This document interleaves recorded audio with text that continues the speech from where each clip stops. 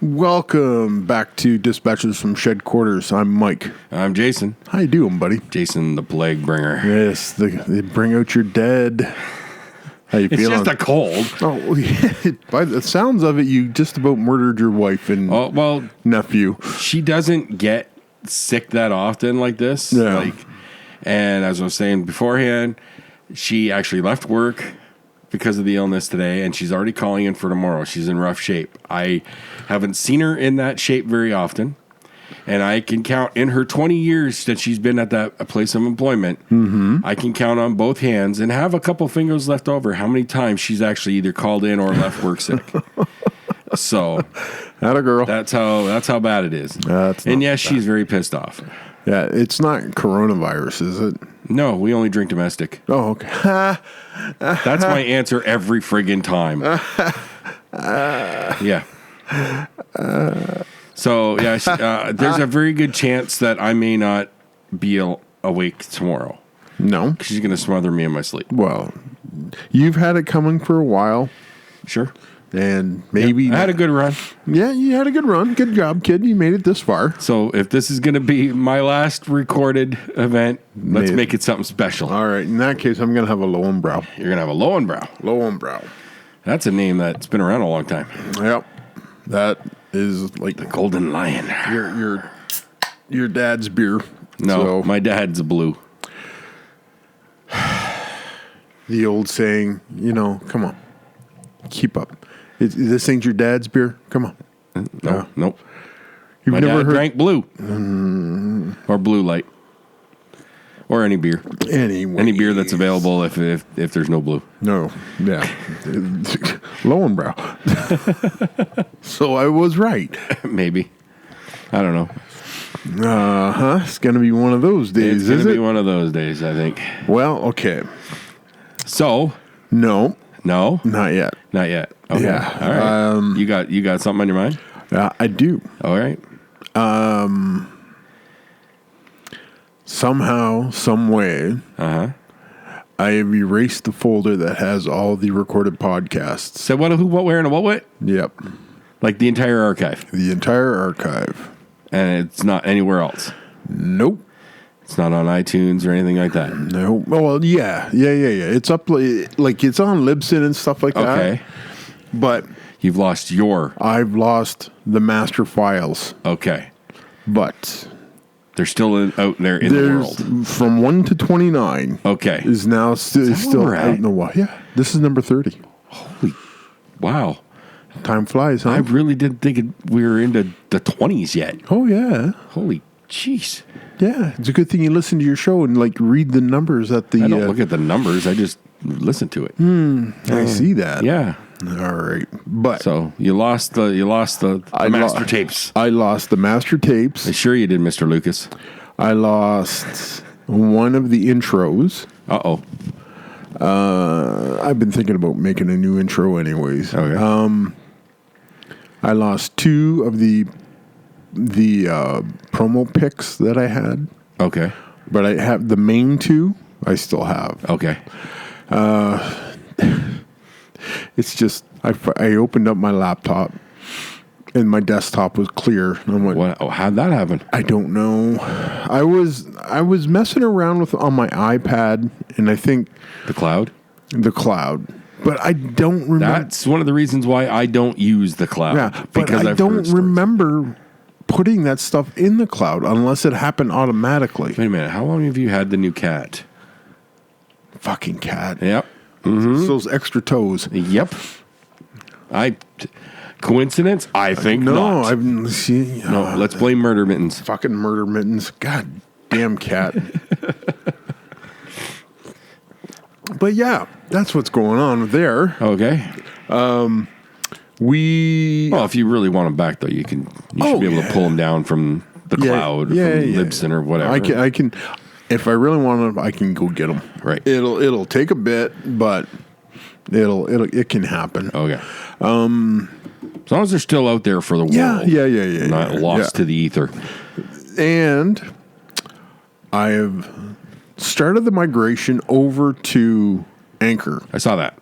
So Is that the new one you were telling me about, or is that a different one? this is Because I didn't recognize that name. Yeah, this is one of the new ones. Okay, so you're trying a couple different things. Yeah. Okay. But like, Anchor is a hosting Right. site free. Okay. So it's like Libsyn, but it doesn't cost me anything. Okay. So, and if I was in the state, this is coming out of the States, Right.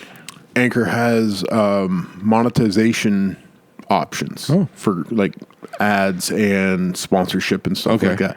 But being as we're not in the States, No. We're close. not close, but that option is not open to us right now. But they are taking suggestions as to expand. So let's get in the door now. Right. And so we may be on the ground floor when they open their expansion building here. Maybe. Okay. Maybe. Hey. So we're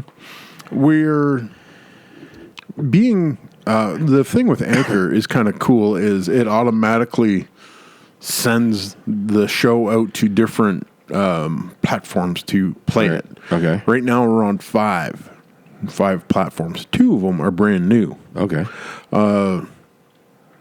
One is I'm hold on. I said my communication skills are in the shitter right now. Does Anchor go to iTunes? Yes, it will. Okay. And Spotify? Spotify And Stitcher? yes. Okay. And let me just. Those are the 3 main ones that I know. Okay. Yeah. Okay. Available on 5 platforms, soon to be 6, because I just sent it to Pocket Casts. I don't know that one. It's another app. It's one of my favorite apps for podcast downloading. Got it. Okay. Right now we're available on Anchor. Yep. Spotify, Breaker Audio. I don't know that one. Never heard of that one either. Google Podcasts. Oh, hey. Yeah, and Radio Public. Radio Public. No, I don't know that one either. Yep. But Google, hey, man, having any connection at all to the big G. No, it can't hurt. Doesn't hurt at all. So I'm looking at next Stitcher. We're on Overcast. I didn't realize this, but Overcast reaches automatically. Okay. So that's another platform. And then there's another one called Castbox. I'm assuming it's another automatic one as well. That one's ringing a bell. Yeah. I think I heard some reference to that one at some point. Yeah. So with the migration, I'm just waiting for positive confirmation of Apple Podcasts. Okay. But we're out there right now. Spread the signal. Yeah. We are spread, and also on the Jason Modcast podcast network. Can't forget them. No. Thanks, Dave. Thanks, Dave. As it's this afternoon, opening this up is really throwing me for a loop as to I can't believe all that stuff is gone. Oh, Out of dude. Yeah. At least your computer's still working. Yeah. Remember, I had an entire hard drive That's true too. go. And Which leads me to I have to get a thumb drive. That way I can manually archive shows. Yeah. And then doesn't hurt. no. Get a big enough one, it'll last you a while. Yeah. Like, I don't know how big the files are when you're No, done, they're not big. They're not uncompressed. They're right around a gig. Okay. But once I compress them down to MP3, they maybe just a couple hundred meg. Okay. So they're not big by any stretch. Once they are compressed. And you can get 64 gig or 128 gig thumb drives now for like $20-$30, I think. Yeah. That's probably next time I go to London. I'm going to hit the Staples that my kid works at, get a family discount. Nice. So I got a plan. Don't forget to bring her a punchki. I saw that. No, I told her I was going to mail her one. So she never did get back to me. No. So She must not want it then. I guess she's Fit. changed her You mind. give her a suggestion and she doesn't respond. I'm just trying to help. Yep. So that's Okay, my eyes keep getting drawn. We're being attacked by the Imperials over your you like your that, shoulder, do you? and it's like I feel like I'm being assaulted by Star Destroyers. You should be, because there's a whole bunch of Star Destroyers. What is the one on the right, though? I don't recognize that one. This one? No, the right. This? Yeah. Oh. That is an Imperial light carrier. Okay. I So don't think I've ever seen that. Those are hangar bays. Oh. So it carries okay. a crap ton of TIE fighters. Gotcha. Yeah. Nice. So, and then you've got next to that. Next to that is a Victory class. The traditional, the one we've seen the most of. Yeah. This is one of the ones, I believe, Clone Wars-esque era. Okay. Starting to get away from the Venator class. You know what? Yeah, you can tell the difference. The way the bridge is protruding more. Yeah, and it has those little wing. Oh, yeah. Okay, I didn't notice that. Yeah. So like when it's like that, you really can't tell. But when you get a top down, then you really see the profile of that one. Okay. Next on the list, this is an ISD, Imperial Star Destroyer, but it is the Chimera. It is Thrawn's. And it's got a on the bottom as well. Nice. So yeah, they I've always, when this came, I was so happy because I'm an OG Star Wars geek. Well, he's canon now, so Yeah. And when beside the blockade runner, this is the first thing you see. And I tried to explain to Parker what it kind of meant to me to actually have a Star Destroyer in my possession. So it's not like the ones in the game, like the original ISDs. Yeah. Like they didn't have the painting on. No, they obviously didn't have the paint job. Yeah.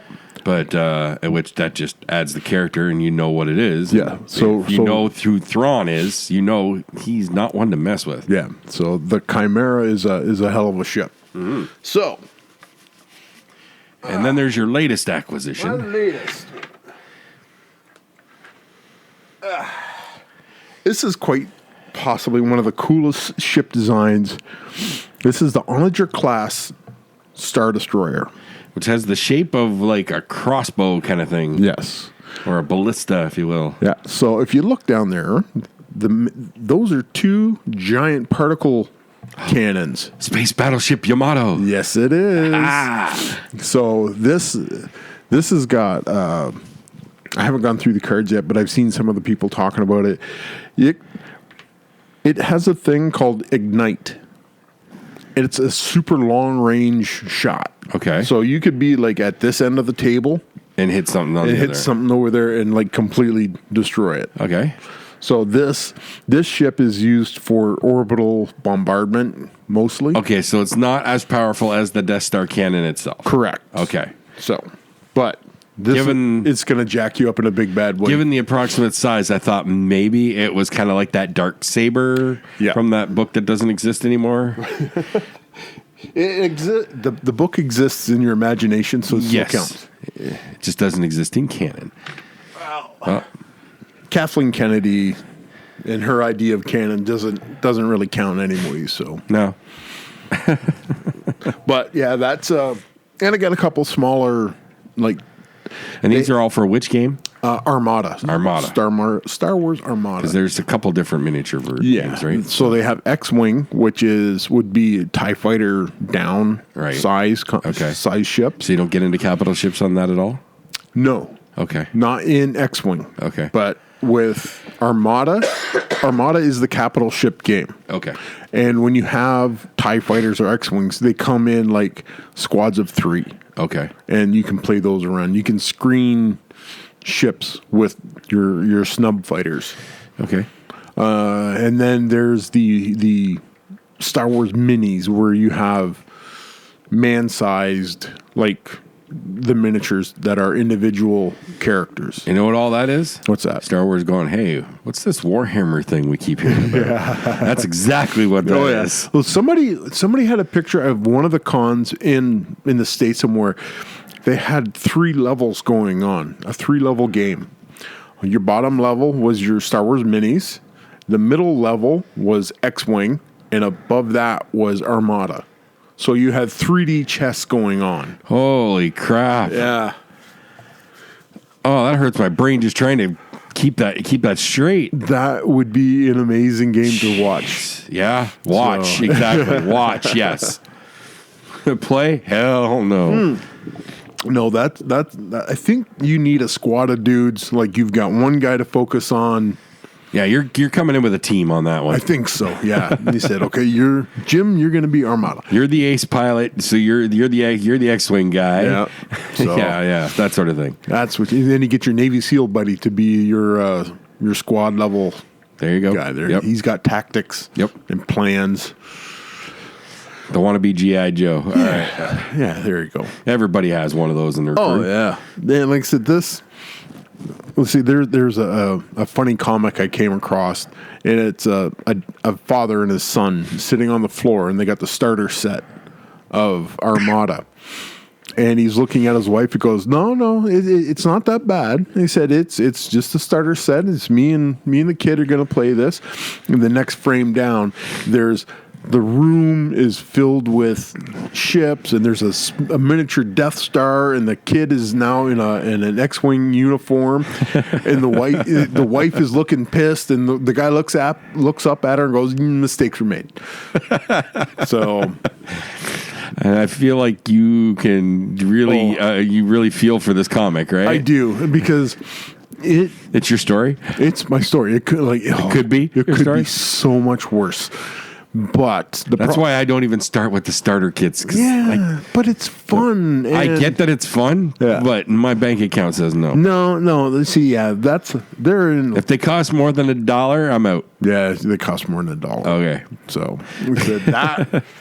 Now, when I win the lottery, we'll talk. Okay, yeah, the Onager was a. Yeah, you said you ordered that a while ago, didn't you? Yeah, like in the summer. It was like a pre-release, pre-launch come out.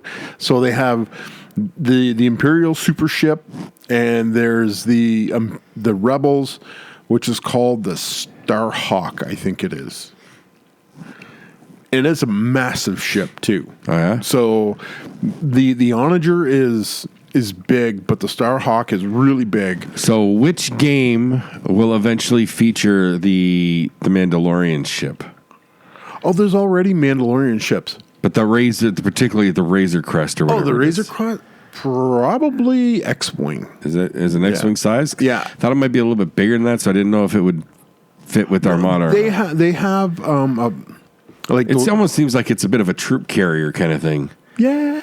Yeah, they have, like, with this, the Armada game, they have Lambda shuttles and smaller stuff like this. But the Laser Crest, I think it's right in between. You know what? I put it more akin with the Millennium Falcon, and I know that's an X-Wing. Yeah. So, yeah, I'd put that with more like a smuggler ship, that sort of thing, that size. Well, Sleeve 1 is in X-Wing as well. Okay, so okay. So, yeah, it would be an X-Wing ship then. Okay. Not bad. Take your word for it. Oh, looks like beer. It's just this day. So, you said you were going to make me tell you a story. Yes, you owe me a story. I owe you a story. Yes, just when I thought I had heard all your wrestling stories. And believe me, I love listening to them. I don't care if I've heard them. I'll listen to them 1,000 times because they put a smile on my face and I live vicariously through those stories. Okay.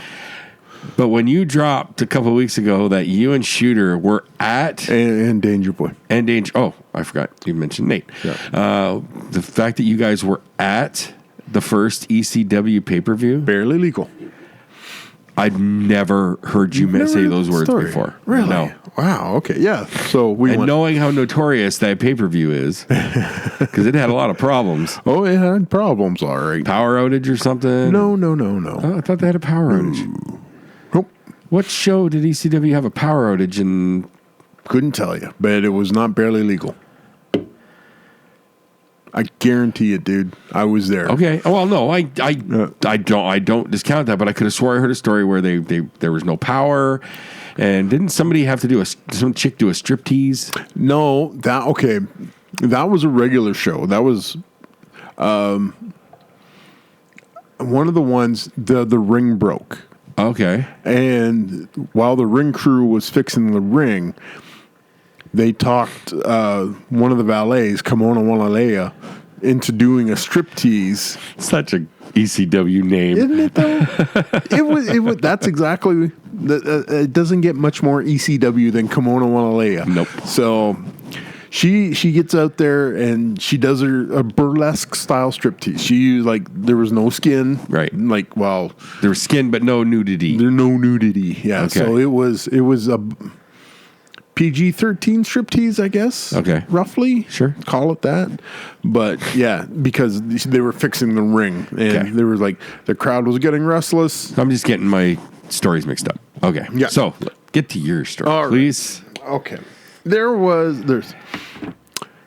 more to it than just okay. Start from the beginning. Okay.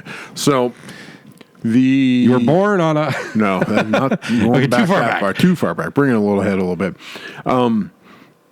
Me and Sean and Nate, we left Friday morning. And this pay-per-view was in Philly? In Philly. Okay. On Sunday. Okay. So we left Friday morning. We made it to Hamilton. We get into Hamilton. Sean goes, "Hey, we should pick up Joey Legend."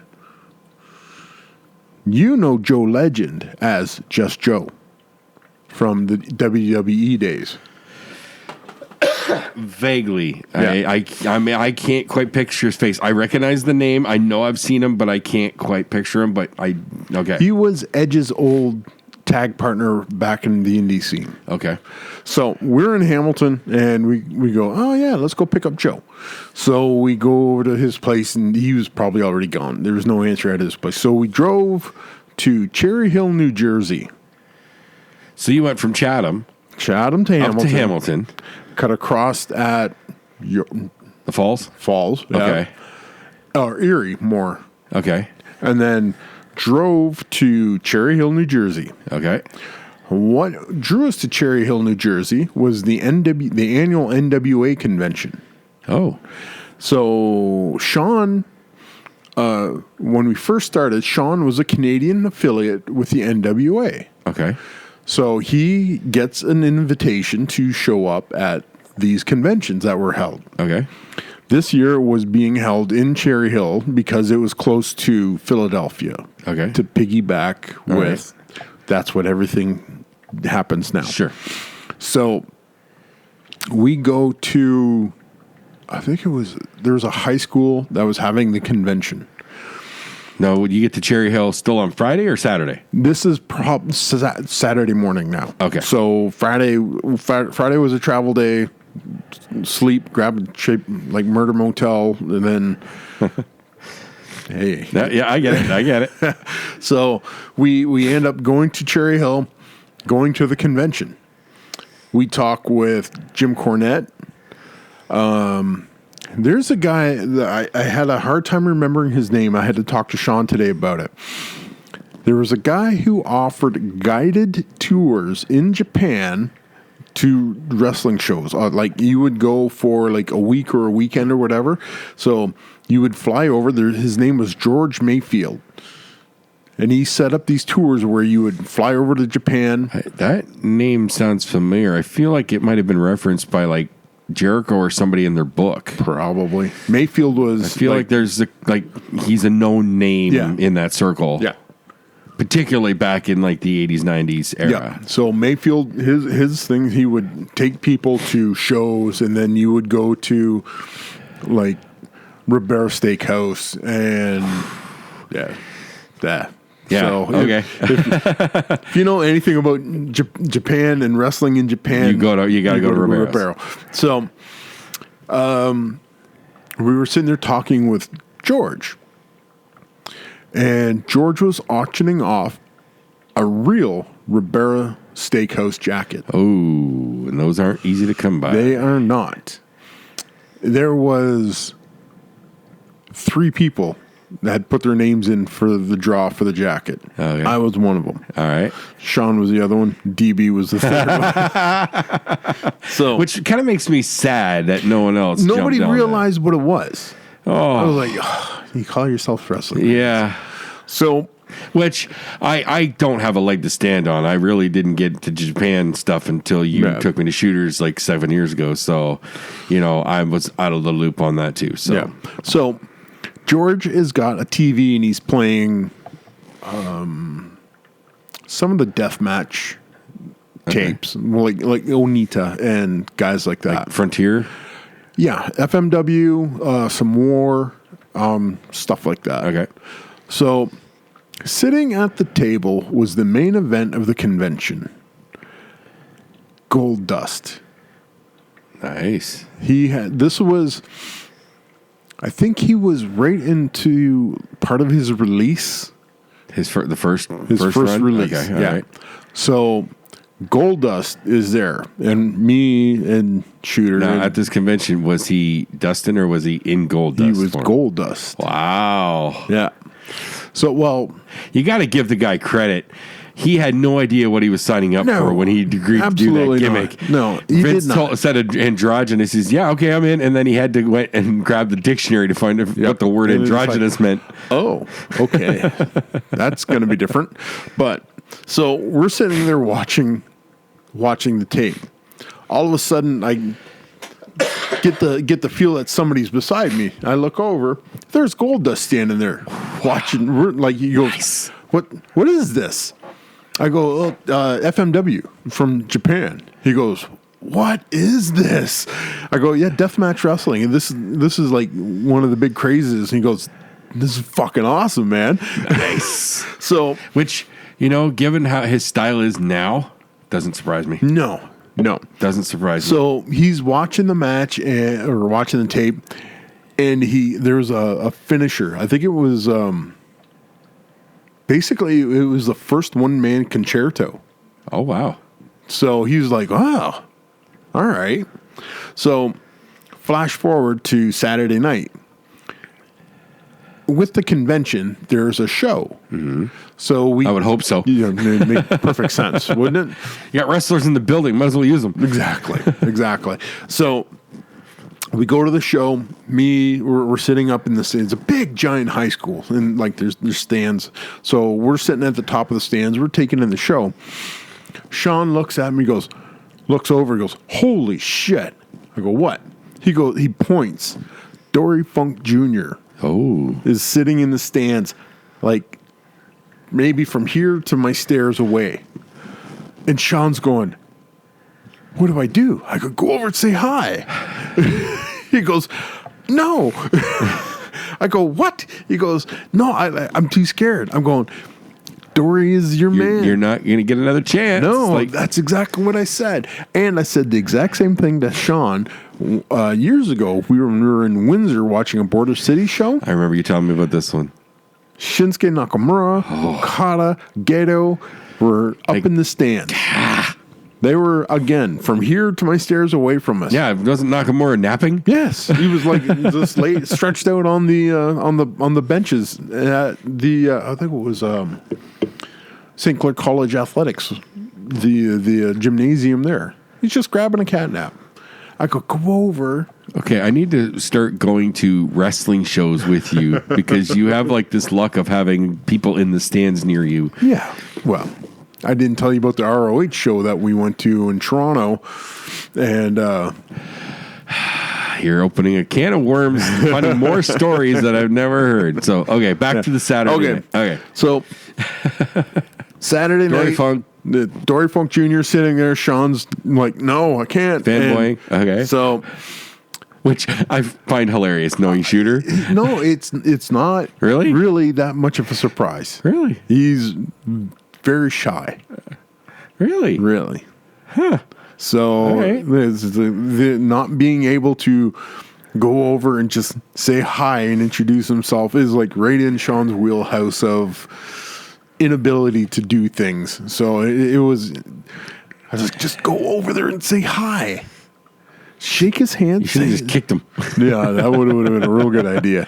But kick Shooter right down the stairs. Yeah. Go. What? Thunk, thunk, thunk, thunk, thunk. But aim it. He'll land right at Dory's feet. Oh yeah, that'd be something. So we're watching the show. Goldust comes out for the main event.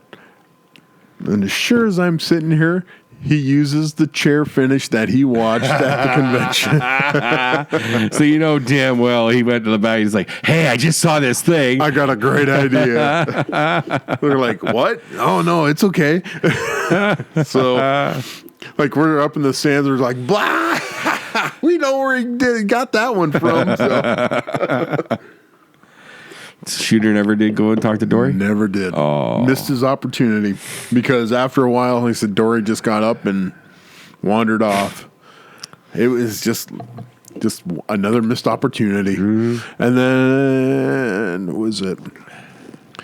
Before we went to the show, we had some time to kill. So we went down to the boardwalk in Atlantic City.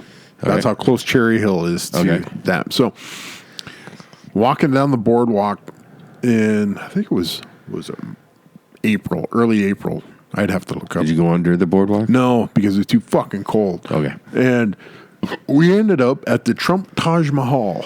Oh, okay. Yeah, I gave Donald $20 in one of his slot machines. Oh, you're one of the ones that fed the beast. I am an enabler. It's all your fault. Yeah, that $20 is what put him. Kept him in business. Like, if I don't get $20 more, I'm going to quit, folks. Oh, hey, so that is very hard to believe. The current state and where he's at right now all stems right back to that $20 bill. Yep, that was the magic 20. That was the magic 20. Pushed him over the edge into a life of tyranny, huh? You kept him in the green on that one. I apologize. No, I don't. Fucking. It's fine. So Trump Taj Mahal. Lost $20 at a slot machine. Dumpy casino. It was just like, yeah. That whole area was not. It's kind of what I've always heard about Atlantic City. Yeah, people go on and on about it, but then when I hear when they go, it's like, it ain't Vegas. Like, I would not want to go in that area at night. Just because it just seems like it's like just like I've always heard Vegas, don't go off the strip. If you wander off the strip, you're dangerous. Yeah, that's you start wandering around into the locals area and just like not where I should be. Yep. But so Sunday, day of the pay-per-view. Sean has been to ECW Arena a couple times beforehand just to watch shows. So he knew exactly how to get there. Okay. So we get there, I think we were a couple hours before the show. And it was already lined up like down the block. ECW is huge. Yeah. No surprise. So we parked the car, and I'm just like, sure hope it's here when we get back, kind of thing. And because that was in a rough neighborhood, wasn't it? It was. Was the dollar store still next door? The legendary dollar store that supplied most of the weapons for those matches? When we were there, a lot of the stuff was closed up just because like it probably would have been cleaned out by the people that were lined up. So we're standing in line, and some dude in a Trans Am IROC or whatever goes slow rolling by playing Thunder Kiss, the theme song to that, and everybody's going crazy. So it was my first experience at ECW Philadelphia, that kind of area, and I'm just like, yeah, this reputation is earned. It was just a wild area, and it was just like, yeah, these are like die-hard wrestling fans. These are the hardcore. Now, of the did you hardcore. feel like these are my people? No, because I didn't think I knew. I said if at that point in time, if I had been in a ring in front of that crowd, they would have skinned me alive. Okay. They just no. They don't go for traditional. No. Well, no, they don't go for crap, and I wasn't good. Okay. So, but keep that in mind. Very, very particular crowd. Okay. All right. Yep. So There's a Wikipedia. I'll have to pull that up here. Talking about the show. Okay. So give me a second. And all right.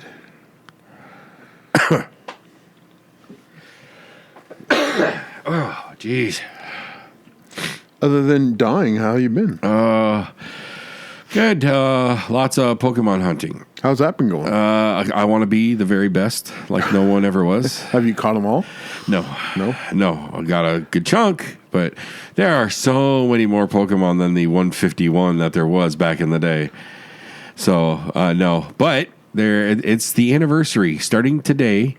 This is the anniversary of Pokemon's original release. Really? And they're having a big special event right now. There's like all sorts of some of the original like Pikachu, Charmander, whatnot. You can get them with little party hats and stuff, which they've done for a while, but they're all popping up everywhere now. Also, not only is Pokemon celebrating, Ric Flair is celebrating too. Yeah? Ric Flair turned 71 today. Oh, well, happy birthday, Ric Flair. Yeah. Woo! Woo! All right. Okay, so ECW barely legal. 1997.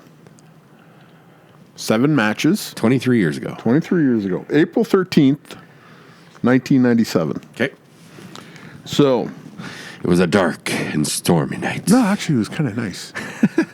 The preliminary matches. Okay, let me find it here. Yeah, did they have dark matches? They had one dark match. So, okay, the very first match was Chris Chetty and JT Smith defeated the full-blooded Italians, Little Guido, and Tracy Smothers. Okay. I know 3 out of those 4 names. Who do you know? Chetty and the full-blooded Italians. Okay. I don't know. JT Smith was a he was a journeyman guy. Yeah, he was been in at all. Yeah, he was in ECW for quite a while. Okay.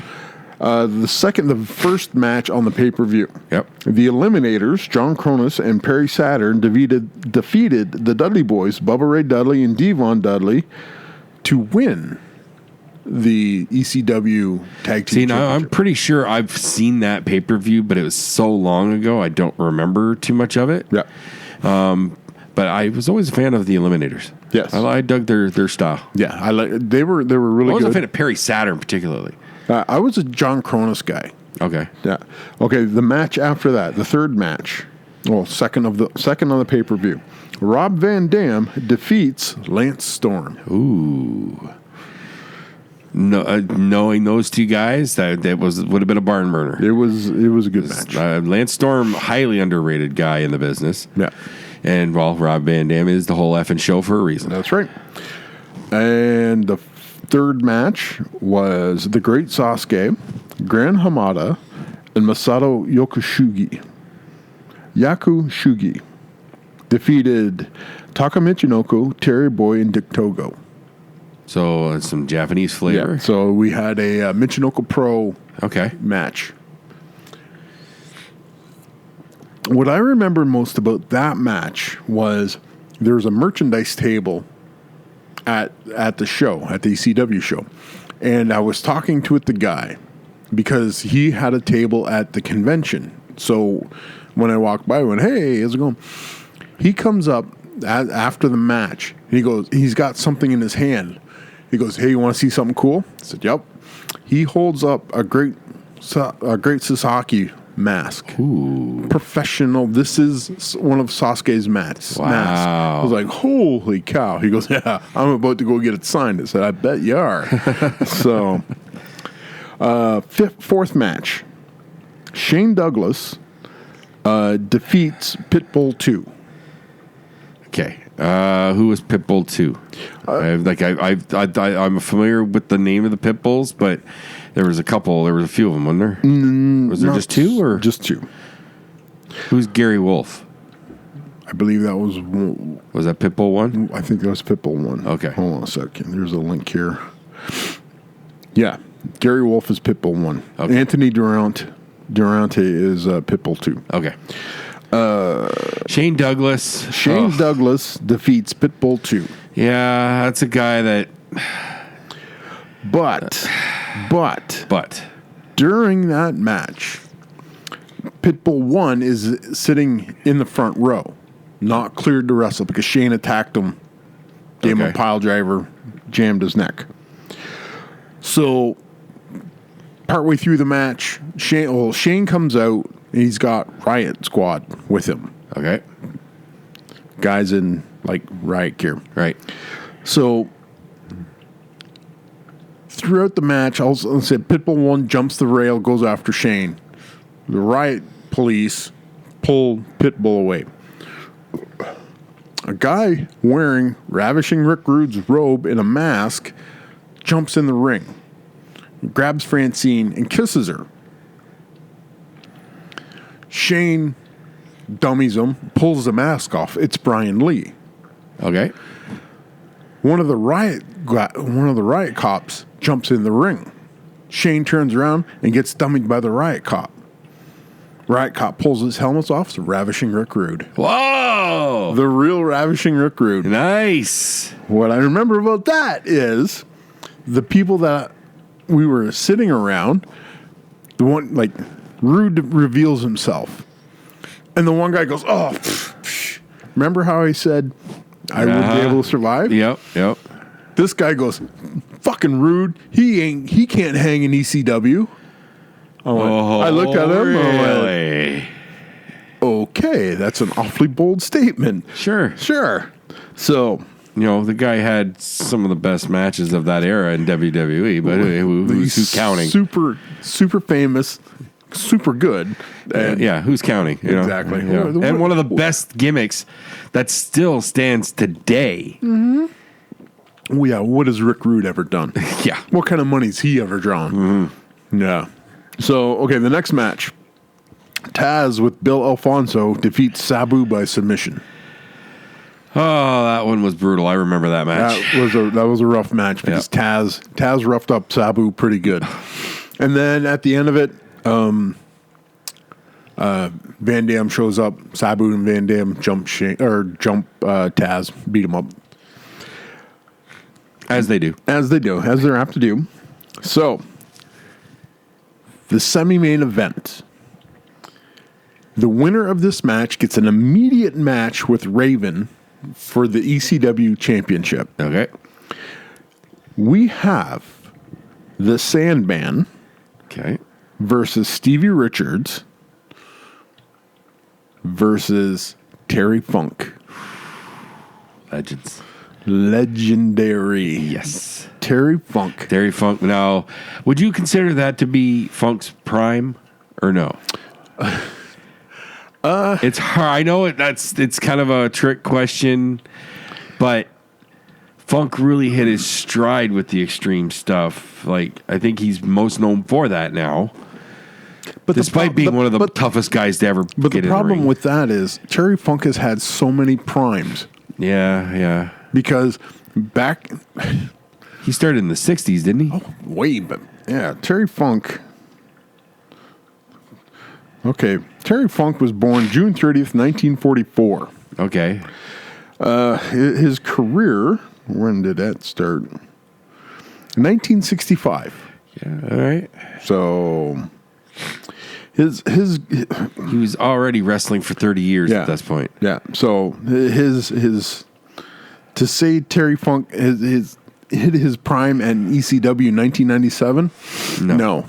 He's a certain level of prime that he has, but like Terry peaked and valleyed all over the place. Mm-hmm. So Terry Funk wins the three-way. What they call that? Three-way dance. Yeah, three-way dance.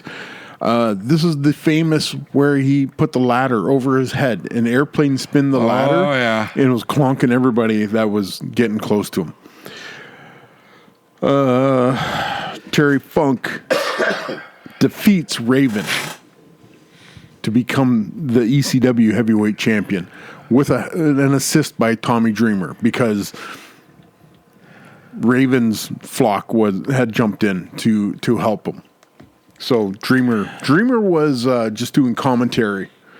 So he ran out. Him and Raven, that feud is ECW history. Yes. Like, it is one of those. It's like Batman Joker. Yep. Lex Luthor, Superman, like all those legendary rivalries. Except Tommy Dreamer just could never. No, it was Raven. Raven always figured out how to beat Dreamer, and then Dreamer finally got him and put an end to that feud. It took him forever, but he finally did get him. That show was my first pay-per-view, and to go to Philadelphia, ECW Arena, to experience that, the thing that they've wanted to do the most for the longest time, was pretty memorable. And they just went crazy, and they did everything. After the show went off the air, I watched Joey Styles. He was in the Eagle's Nest where he was calling that. So he left the Eagle's Nest, power walked, and like it was in tears. He was so emotional going to the gorilla position or whatever that was. And he was just like so overcome with emotion that they had finally done the thing. After the show goes off the air, Paul E gets in the ring. The company that rented them the microphones, as soon as the show went off the air, took the mics and went away. Holy shit. So Paul E is in the middle of ECW, like in the ring, in the middle of ECW arena. The people are going insane. He gets them to quiet down. He has a speech. You could have actually heard a pin drop. Everybody was so quiet. Paulie was in the middle of the ring. He cut a promo to everybody in that building. And like where we were, like we're way back, we could hear him. Nobody said a word while Paulie was talking. It was amazing. Because God was speaking. Pretty much. In that church, that was God in that day. Yep. Wow. So that was it was a hell of an experience that whole weekend. That was my first trip to Philly, New Jersey area. I've never been that way. Other than when we came back from Florida a few years ago, we kind of drove up that way instead of taking I-75. Yeah. We kind of cut through, but slept through most of that, so never saw nothing. Yeah, so. we never really did anything not wrestling related, other than said go to the Trump Taj Honestly, Mahal. when you're gonna do something like that, that's that's your weekend, that's your theme. Yeah. Well, we did end up going to the hotel that the ECW crew stays at. Okay. And so went in, and they weren't there yet, so there was like nobody at the bar, so we had a drink, and then we took off back to our hotel. It was an incredible weekend. And you were there. I was there. That is wrestling history. Absolutely. And I said I was part of the 1,200 or so that were in the building. Not a huge crowd by any means, but the energy level. I remember watching that pay-per-view. Yeah. I do remember watching the pay-per-view and how it felt. You knew. It may have been one of the craziest promotions in North America, but that passion, particularly at that time. Well, they had set themselves up to be the anti-WWF, WWE, and they marketed themselves as anti-establishment, as the rebels, punk rock wrestling. That was the thing. Where what WCW and WWF were at the time, what they were doing, it was starting to get into the PG-ish era kind of thing. Okay. Before Attitude Era. But so ECW was such a opposite-sided, like it was like the other end of the spectrum when it comes. Where WCW and WWF were still doing the comic book style, that we grew up with. Yeah, they were gritty and ECW we're starting to introduce Lucha Libre, starting to introduce Japanese wrestling, like Michinoku Pro, Rey Mysterio, and Psychosis were like their first North American matches were in ECW.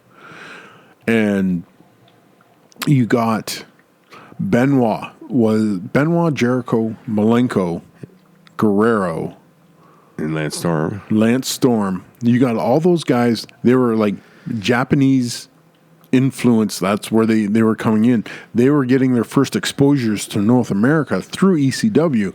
And a lot of those guys got their WCW contracts from their exposure in ECW. Yeah, Eric Bischoff saw the writing on the wall and started cherry picking big time. Yeah. Now, here's the fun part. ECW was getting help financially by the WWE. I do remember hearing that. Yep. So there's the proof that I have of that.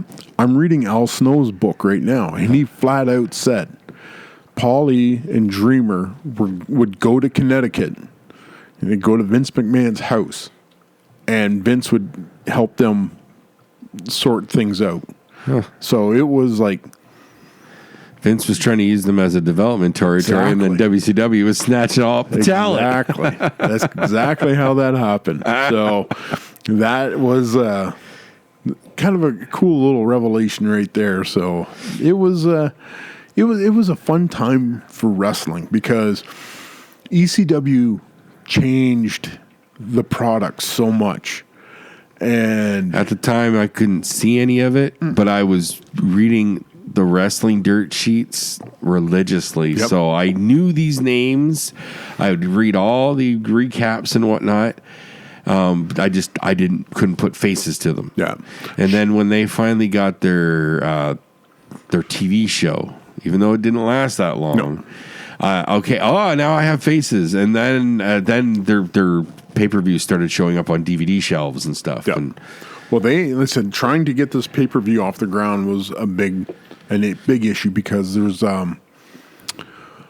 somebody, Wade Keller was the guy that blew the whistle on him about the mass transit incident with New Jack. Okay.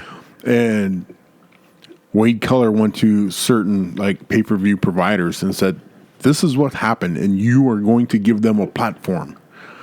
And a lot of people freaked out, and then that killed their pay-per-view like for a little bit. Then they found another provider, the Canadian, I think it was like Super Channel or whatever, still refused to. There was an email. Yeah, for the longest time you couldn't get ECW pay-per-views up here. Nope, because they were too violent, too much on-screen violence and stuff like that, and they finally got through the But then cracks. Again, how long it took a while for us to finally start getting like early UFC stuff up here too. Yeah. So it was like it was a weird too time. nice. We don't like that violent shit. Guess what? Yeah, but do you ever watch a hockey game? So want to have a tilly, buddy? Oh yeah, tarps off. Let's have a Donnybrook. There you go. But so that was that adventure to the wilds of Philadelphia, I gotta tell New Jersey. Your eyes light up when you tell those stories. Oh, I said it was so much fun, and it was. I said, well, what, 23 years ago? Yep. Okay, so that was 25, 24, right around that time, and like I said, it was just like hop in the car, go kind of thing, and. We did so much fun stuff. You didn't even have tickets? Or did you manage to get tickets in advance? Sean managed to get tickets in advance. Okay. We were in bleachers at the back of the. Here's the worst part about that show. The people on the bottom row of the bleachers were below the people on chairs on the floor. Ooh. So they stood up. Okay. And everybody. Yep. So you had to stand through the whole thing. Stood through the entire show, and I was like, "This sucks." And I remember at one point in time, I went over. There was Philadelphia police were the security. I remember going over to one of the cops and go, "Hey, can you get these guys to sit down?" He looks at me and he goes, "No." He goes, "Oh." He goes, "Oh." He goes, "Well, do you want my gun?" I went, yeah. He goes, no. Well, at least he had a sense of humor about it. Like there was like, deal with it, man. This is just one of those things. You're just gonna have to deal with it. So, but it said drive there and You get a back. pair of those pants that have the chair leg things that swing out. Oh yeah, Have you seen those? yeah. It was a good time, and it said, I can't believe I never told you that story before. No, even the preface to that with the whole meeting gold dust thing, like, Yeah, like Gold Dust was an amazing character, legendary. That Gold Dust character will live on. But now Dustin Runnels himself, yeah. he's proving now what WWE missed in him. Yeah. Because his work now is phenomenal. All right. The meeting with Jim Cornette. Yeah, you kind of glanced over that, but I didn't know really how to. Okay. So This could be interesting. we were walking in the hall, around the halls of the convention. Jim is walking towards us, and we're about ready to cross paths. And for whatever reason, Sean goes up to Jim Cornette and he goes, "Hey, is there any plans you have with Al Snow?" And it stopped Cornette in his tracks. And Jim looks up, and Sean had his NWA Canada hat on, had the maple leaf and the logo and stuff like this. Cornette looks at his hat and goes, "Is that a marijuana leaf?" Sean, What? No. Then he goes, Nowadays it would be. Nowadays, yeah. But Corny looks at him and goes, "What was that about Al?" And Sean goes, "Well, I was trained by Al, and I'm just wondering if you, this is when Cornette was kind of getting Smoky Mountain Wrestling, moving or something. It was kind of in that area." Okay. So, Sean asked about Al. Sean was trained by Al. Right. So, I remember talking about the Book of Snow. yes. So the Cornette goes, "Al's a great guy. I don't know yet." So that was basically the end of our conversation with Jim Cornette, because, "Oh, I got to go." And What I find funny is that Shooter had no problem walking up to Cornette, but he can't approach Dory Funk. Nope. I think he used up all his Guts? guts going to Cornette, Okay. which, if you think about it, is probably the more dangerous person to approach. Given his history, Yeah. yes. So Now, I don't know if was the same back then as he's known for now, or at least as he's been known for the last 10 years. does Cornette strike you as the type of guy to really change a whole lot? No, right. I don't know what I was thinking. No, the guy just lives in the past. Yeah. That whole, I know you haven't watched, but on NWA Power, the Zicky Dice, the guy who thinks he's perpetually living in the 80s. Okay. I think that's based on Cornette, Okay. because that's Cornette's mindset for a lot of the wrestling business. Yeah, I can see that. But yeah, so that was That's did that pretty scratch awesome. that itch about that story? Yes. I saved the Ring of Honor one for another day, Okay. because, we've got to save something in the chamber. Well, it was it was just kind of along the same lines of Nakamura and those guys, that kind of thing. Right. Hey, they're right there. Hey, go say hi. Yeah, we'll come back to that. Yeah. So let me, because I can't remember when we last recorded. So let me tell you about my ordeal with getting my boys home. Oh yeah. And then Tally going back. You had to go pick them up for reading week. So we were going to pick up Xander on the Thursday. So this would have been a week, almost 2 weeks ago. Okay. We went to pick up Xander on Thursday night. But Crystal and I left here at just before 6. Yes. 5:30, 6 o'clock. We get to Waterloo. It's 8:15 as we're getting into Waterloo. as we're getting into Waterloo, I'm on Facebook, and message Xander saying we're almost there and all this stuff. And then I see a post on Facebook that Via Rail was shutting down their trains across the country. I remember this. Okay. Yes. Tally was supposed to be taking a train home on Saturday morning. That's now not going to happen. So I immediately call him, and he hadn't heard that news. Oh, no. So I'm like, well, you might want to look into it. And as we're talking, he gets the email from Via Rail. His train was canceled. Oh. So we decide rather than having to make another trip all the way up to Toronto, can you come tonight? And he's like, yeah, okay, we'll be there in an hour. We're in Waterloo. We're an hour away. Yeah. So Xander was at his choir rehearsal, whatever. He wanted to finish that out anyways. So we said, okay, we'll come back for you. We'll be back in a couple hours. Yeah. So we go to Toronto. Well, Tally lives right downtown. Nice. Like 1 block over from Spadina downtown. Lots of parking there.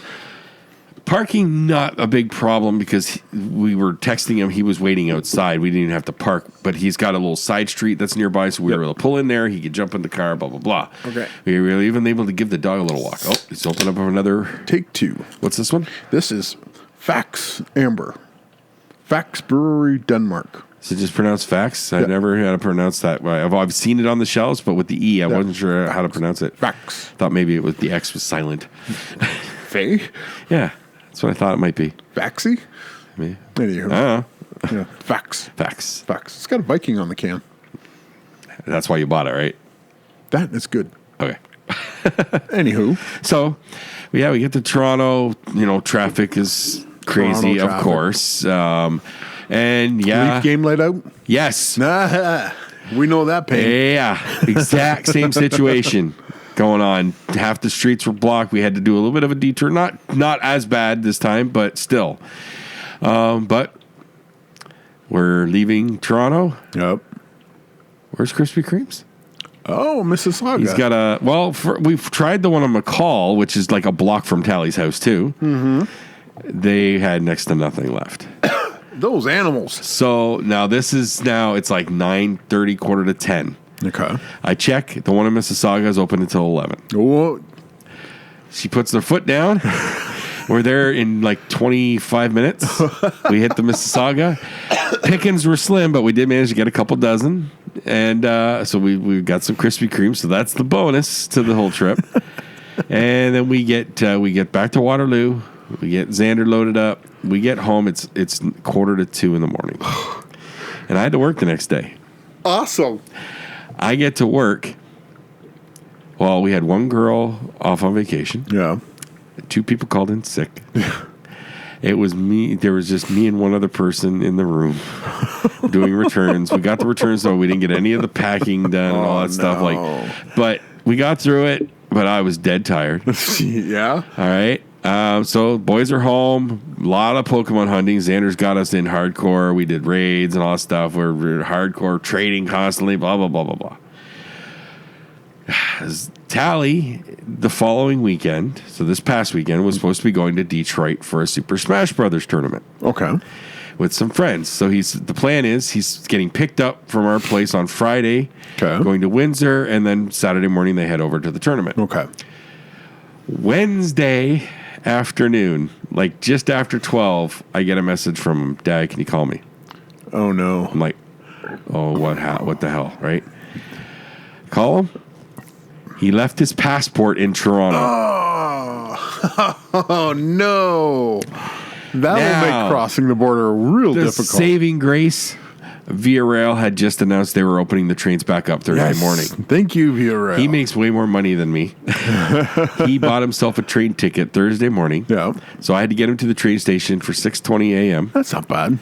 That's an hour earlier than I get up every day. Oh, you poor thing. I start at 6 o'clock. Anyways, he gets on that train, goes to Toronto, goes home, cleans up, gets his passport. He's back on a train at 20 after 12 to come back. Goes right to Windsor at this point. to go to his friend's place. So he just stayed on the train and then he just went from Toronto, went straight through to Windsor. Okay. Didn't come back to our place. We didn't see him again until Sunday night. No. Sunday afternoon. And Xander, we took back to Waterloo on Friday. Last Friday, no problem there. You know, it was what it was. Yep. It's a typical trip. Tally gets back and his tournament. He said, well, he was expected to go in the top 800 out of 13. Yeah, and he was like 790 something, whatever. His buddy was expected to go somewhat higher. He didn't. But even the top seeds, like the number one player in the world, lost his first round. Wow. You know, he did end up winning the tournament. Tally Sunday night was watching this because it streams online. Okay. He had like a monster comeback situation where he defeated like the number 2, the number 3. Like he had to face them all in concession to get his number ones and win the tournament. And he did. And he didn't even do it. Like a lot of them have a main character, one particular character that they play, and that's the one they play, and they're really good at it. He switched off from his main character for the final match and still won. Like, that's how good this guy is. Now, okay, my question is, I never played this game. Okay. Do playing different characters, do they have different powers? Yes. Oh, yes. okay. The control scheme is the same for all of them generally because you have like certain combinations. Yeah. But different characters, those combinations do different things. Some are more powerful attacks, some are more defensive, some juggle characters so they can't defend, that sort of thing. Gotcha. Okay. So yeah, there's a lot of, you got to know what your character, all the tricks your character can do. Right. So yeah, that plays a huge factor because when somebody plays a certain main and you're playing a character that you know, okay, I can try this trick against him and whatnot, and then they switch it up on you, you're screwed. Yeah. I think that's what happened in this case. But he said he throw the first match? No. Then? Well, see, I asked him that. I asked Tally that. Do you think maybe he did that just to build suspense? And Tally's like, no, they don't. They go for the win each and every time? Because Smash Brothers, now esports are huge, but Smash Brothers is not as big. Like, the top player in the world doesn't make massive amounts of money. Yes, he is doing it professionally, but Tally said there's like some players that they may win tournaments, they're losing money with all the travel expenses and everything involved with that. See that? So Smash Brothers isn't like your your Street Fighter tournaments, the one you see Kenny Omega and whatnot. Those they're making millions. Some of those massive tournaments like that, those guys are in it for like you're winning $500,000 to $1 million or more, like. Because there's usually big sponsorships involved and whatnot. Okay, that's pretty crazy. Yes, it is. Wow. Say what you will. Esports, there is training involved, so they are a legitimate sport now. People don't want to accept it, but they are. I had this argument with somebody at work, and he goes, oh, esports, they're not real. I went, you're watching golf, dude. It's the same. It's the exact same. You're watching golf, baseball, basketball, and like any sport. Just because they don't do physical training. Right. These guys do train. They play these games. They have to know their characters that they're playing inside and out. Yeah. They have to get the reflection. They get muscle memory is the key. Mm-hmm. You know, and they're just talking the little muscles in your hands. Yeah. So that's not easy. That's a skill. So yeah, it was pretty impressive. But he said that tournament was just the way that tournament played out, and some of the people that got knocked out early and stuff like that. He said it was just crazy. All right. Hey, whatever floats your boat. Hey, like, you know, this is the way. Like I said, the kids these days are all about the competitive sport, and which does make it a little bit sad because now you have kids that don't want to go to college because I'm going to be a gamer. Yeah. Well, okay. Or I'm going to be a YouTube influencer. Yeah. Well, or an Instagram model. Yeah. The information age has kind of turned everything around a little bit when it comes to traditional career paths, I suppose you would call that. But and now they keep constantly hearing that trades are in short supply. Yeah. Like I said, when my kids were growing up, the first thing I said, you should really think about trades. Mm-hmm. And I think it was just either Parker or somebody would go, I want to make video games. It was Carter. Yeah, I want to make video games. I go, that's okay, but what's the one thing every video game needs? What? I go, electricity. If you don't have electricity, you can't play your video games. If you can be the guy that wires up a dude's house, that's the thing right there. I always kick myself that I didn't do trade stuff much earlier in life. Like, because I had an app for it in high school, like a particular electrician. That's why I took my electrical engineering course.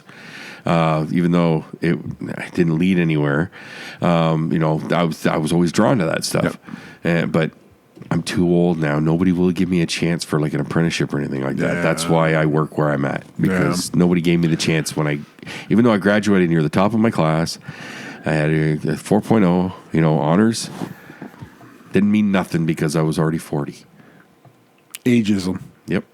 That's exactly it. Bullshit. Yep.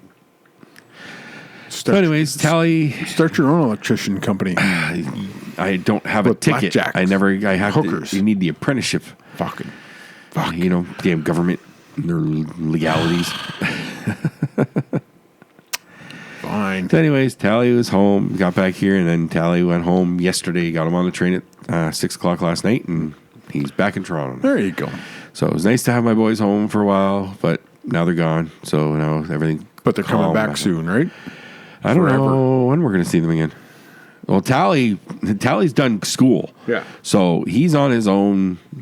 He'll come home. Yeah, but you were talking about earlier show that his lease or something. He got an extension because he doesn't like living in Toronto. He really does not like living in Toronto. His job's okay. He doesn't mind his job. It pays well and everything, and it's his field. Mm-hmm. But he really wants to find something in Waterloo. He wants to move back to Waterloo. He really, really likes the Waterloo area. It does help that one of his best friends still lives in Waterloo and everything. So he really wants to go back there. So that's his goal. He got an extension on his lease till the end of April. So he's actively looking right now, and he's hoping to be able to go back to Waterloo. Okay, cool. And if he does that, Xander's still there for a couple more years.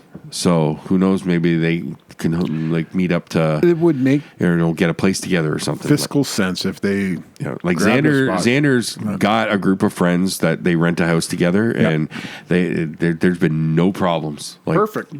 No how real rare world, is that, right? Yeah, no real world bullshit. Exactly. So far, and they've been now together for over 6 months, and there hasn't been any major issues at least none that he's told us.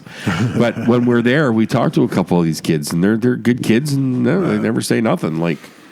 Well, I've friended him on Facebook, for God's sake. Wow. You being the creepy old man. Yeah. No, I actually. One of them did watch my vlog when I was putting that up. And I think one of them actually said he listened to a couple episodes of this show. What? I think so. Because he saw me posting about it. Get the fuck out of here. Nobody listens to this show. Well, apparently. I don't know if he does regularly, but he did say he listened to one or two. So, all right. Listen, even my kids don't listen. They're good kids, but they're all music kids, right? Yeah. Yeah. Yeah, they drink. They're college when we kids. brought Xander home, they have a table right as you walk in, and there's empty bottles, just like a whole bunch. And Xander held up a bottle of Fireball that has just like the tiniest of swigs left in the bottom of the bottle. Yeah. He goes, "When I left, this bottle was brand new, hadn't been opened."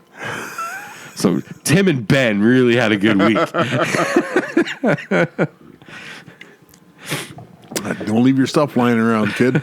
Oh, it wasn't his. Oh, okay. He was just saying, Dad, look, this was full. They killed it. It's Fireball. That's a whole lot of cinnamon. That's a lot of cinnamon. But every time I see Fireball, all I think is Revenge of the Nerds. Fireball. Fireball. At the Alpha Beta party. Yes. Okay. Now I get it. Yep. Anything else? Yeah, so that was my adventurous week with my boys. All right. Look at you. All right. Yeah, Pokemon's really taken over my life. I know. You see, we're driving back on the highway, and you're playing Pokemon Go. There's no use playing it on a highway. You're driving too fast. As soon as you drive over 20 kilometers an hour, the game doesn't register. So it's pointless. I'm sorry. I'll drive slower on the 404. No, that's what you want to know. All right. We're going to get creamed. Probably. Or shot because we're the ones holding up the 401. Shot. Yeah, most likely shot. God. All right. You got anything coming up? No.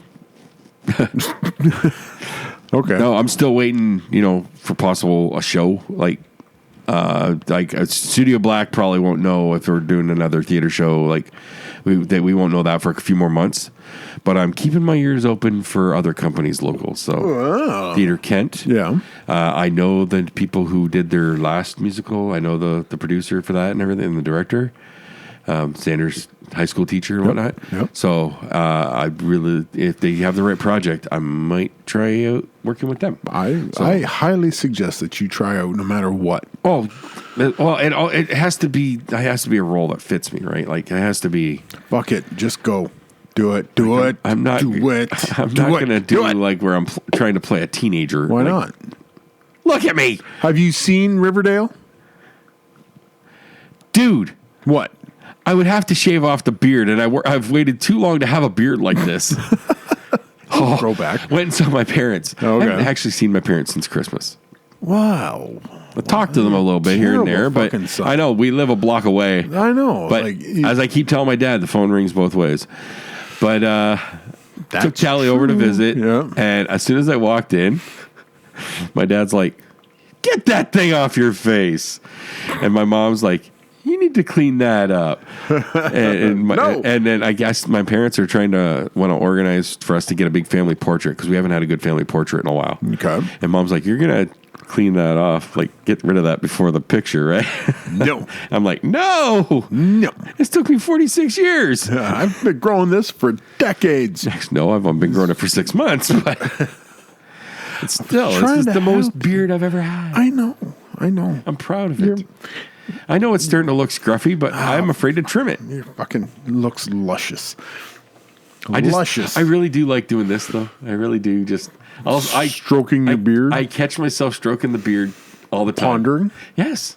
What do you ponder? I don't, whatever's just going through my head at the time. Which is? Well, if it's at work, it's usually the idiots that are around me or the people that I work with or the people on the floor that we deal with. Yeah. Okay. So while I'm a part of shipping, I'm not shipping itself. I'm returns. Okay. Yes. So, separate. I work over here. They work over there. But I hear the shipping people, and they get calls from agents on the floor all the time. Okay. So an agent on the floor, they get a customer calls in who wants to order internet service. Okay. Yep. What do you think you're going to ask the customer for? You're going to ask them for their name, their address, or the full address. Yes. The full address. Postal code. Phone number, email address, stuff like that. But key, where do you need the service to go? Yeah. What's the address, right? So that's really important information. Somewhat. Particularly, not just for getting the service installed, but where do we send the modem? We have to ship it to you. If you want the internet, we have to give you the box. Right? The magic box needs to be hooked up. Right. Agent, the shipping clerk next to me gets a call from an agent, and I hear one side of it. Yeah. She gets on the call and she's just like banging her head on her desk, literally. And I'm like, what? Because I have heard it. So she explained it. The girl said, "So I did this order for this customer, and I looked up the address on Google Maps, and it looks like it's an apartment. Do you know what the unit number would be?" She's asking the shipping clerk this. What a complete stranger's unit number. Yes. Just send, find out how many units are in this fucking apartment building. Just send that many modems. It's going to get to the right person. Right? If the customer lived in an apartment, they should have given you an apartment number. Well, isn't it not the sales rep's job to ask for that pertinent information? Yeah. Well, then you cannot really. So you cannot realistically blame the customer. I don't blame the customer. So I blame the sales agent. Yes. Okay, but it's the shipping clerk's like, you're asking me for the customer's apartment number? No, you need to call the customer back and get the apartment number. No. I'm not going to know this. You don't need that. And apparently the agent said, "Well, can't you call them?" No. Shipping doesn't talk to customers. I don't have a phone.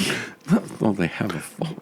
I don't have a phone. No, well. And I love that aspect. Yeah, that's a good aspect. Any of the people on the floor, when they want to find out if we got customer modem come back and they don't see the notes on the account, they try to call, but they can't get to us for shipping. Neither. We're in the same room now, unfortunately, so it might change. But for now, you want to find out if the notes aren't in the account, it ain't there. No, there you go. That's the kind of brain trust that we have a few of those in the building. Hey, you said we all work with some dum-dums. So, Baffling. I know that feel. Fuck. Baffling. Fuck yeah. That happened today, and that's stuck with me. We used to do like some of the. I used to work retail, variety store and shit like that. That kind of stuff doesn't surprise me at all. And it's just like, how do you breathe on your own? How do you like walk and not get run over? That kind of thing. So did I ever tell you the story when I worked at a call center dealing with cable internet or cable TV customers in the States? No. So I'm not going to say the company name, but the cable company particular that I was working with. Is that company still active? To my knowledge, yes. Well, the company that I worked for, no. Okay. But the cable company that I dealt with, I believe is. Comcast. No, actually. This is a smaller company that primarily worked out of Florida. Oh. Okay. Alligator Web. No. But I was in this department that dealt with this smaller company down in Florida, okay? Yep. A large percentage of our customer base were seniors. As Florida is usually a retirement destination. Uh-huh. Yeah. Okay.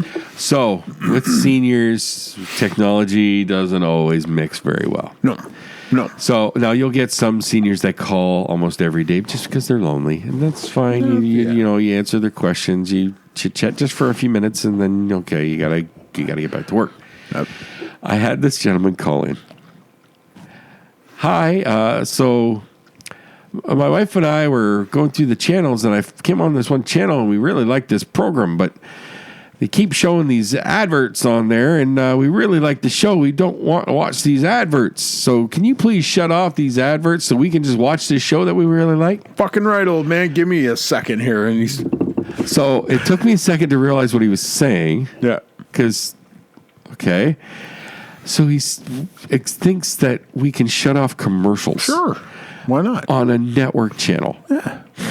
I'm like, sir, are you not in customer service? You're saying the commercials. Do you want me to shut off the commercials? He's like, yeah, we just want to watch the show. The show's really good, but I don't want to see these adverts. I'm like, sir, we don't control that. That's set by the network. We have no control. You're telling me this is your cable TV service. You don't control what's coming through on your cable service. No. No, sir. This argument went on for almost 10 minutes. Nice. Just him, keep going, and I would just repeat myself again. And finally, he got fed up and said, "Well, I'm gonna be contacting your management," and he hung up. Awesome. Now, the management he's going to try and reach out to was not in our building. He'd be calling the cable company themselves. Nice. So, good luck with that. But what? All right. And this is long before Netflix was a thing. So, yeah. Monday at lunch, I went to grocery store grab a bite to eat. I'm leaving. Old man sitting on the bench by the exit. Okay. As I'm walking by, he goes, "Come here." Oh boy! I go, "This ought to be good." I go, "Hey, what's going on?" He goes, "Why did the tomato blush?" I went, "What?" He goes, "Why did the tomato blush?" I said, "I don't know why." He goes, "He saw the salad dressing." I went, "Ah." I think I know that dude. I think I've run across him. He likes to just throw jokes at people just to put a smile on their face every day. So I go to leave. He goes, no, I got one more. All right, okay. Like I said, one more. I got to go. He goes, two lesbians were getting into bed one night. The one rolls over and goes, "Listen, can I be frank with you?" The other lesbian rolls over. She goes, "No, I think it's my turn."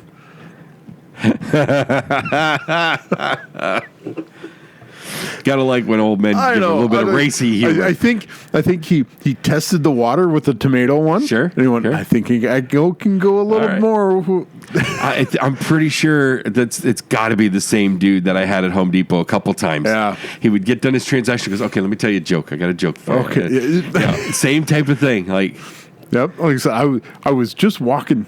I was getting ready to walk out the door, and he goes, "Come here." I was like, He just wants to put a smile on people's faces. That's adorable. Fucking made me laugh really good with that second one. Well, the first one was a groaner, but he got me good with the second one. I went, yeah, that was pretty fucking good. He baited the hook and then he reeled you in. Yeah, that was a good lunch. All right, we got to get out of here. All right. So. I apologize now to all of our listener if I have passed you the plague through this podcast. I don't know exactly how computer viruses work, so I apologize now. All right. If you are feeling a little itchy in the throat, yep, email Jason and yell at him. Go buy some Buckleys like I did. All right. So, social. At Count Bashi on Twitter. Yep. At Shedquarters Pod on Twitter for mine. Facebook, we've got the group there. The page there. Page. I always get page group mixed up. I know. I killed the group because there was an integration problem. Okay. And I killed the Facebook group. Okay. Now we have... It's just the page. The page. Okay. So you... Go on Facebook, search Dispatches from Shedquarters. Will pop up on the pages. Apple Podcast, Google Play Store, Anchor FM, Spotify. Anywhere that you can listen to a podcast, you're probably going to find You're gonna find us, yeah. And Jason Mod Network, don't forget them. Nope, don't forget them. Thanks, Dave. Jason Mod Podcast Network. Yeah, so... you have something coming up. Oh, yeah. I just you don't want to? No. You don't want to talk about it? Oh, no. I just shut it off. Aren't you gearing up for a scrap? An outro. Yeah, well, yeah, but you need to get your plugs in. All right. Because you're itching for a scrap, aren't you? Yes, I'm itching for a scrap. I've been waiting for a scrap. I'm wondering if it's ever going to come. So, March 8th, GWN Championship Wrestling presents Sledgehammer. It's now called Sledgehammer because they are doing a charity association with the Hamilton Sledgehammer Sledge Hockey Team. Okay. Which is junior age kids. Okay. So in sledge hockeys, that's where they're on the little sleds and they push themselves around? The Paralympians. Okay. So that's what's going on there. The hockey version of like wheelchair basketball kind of thing? Yes. Okay. Yes. So March 8th, Sunday, March 8th,